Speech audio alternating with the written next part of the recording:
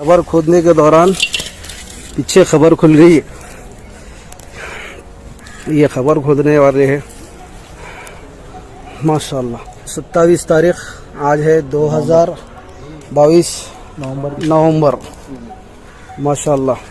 दोस्तों ये कब्रिस्तान इंडिया के इलाके हैदराबाद का है और इस कब्रिस्तान में ये ऐसी तीसरी कब्र मिली है और इस कब्र को देखने के बाद सब लोग यही कह रहे थे कि रसूलुल्लाह सल्लल्लाहु अलैहि वसल्लम के गुलामों का कफन तक मैला नहीं होता। दोस्तों इससे पहले मिलने वाली कब्रों में भी मुर्दों का कफन तक मैला नहीं हुआ था। दोस्तों आप भी इस वीडियो को देखें और कमेंट में अपनी राय जरूर दें। सुभान अल्लाह।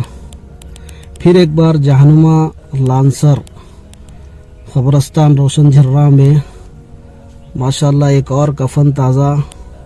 मोहम्मद के ग़ुलामों का कफन मैला नहीं होता। आप अपनी आँखों से देख सकते जहानुमा रोशन झर्रा कब्रिस्तान है भैया। फिर एक माशाल्लाह पूरे जिस्म के संगात ताज़ा तरीन करीब 12 से 15 साल हो गया ये खबर को। माशाल्लाह माशाल्लाह आप देख सकते हैं।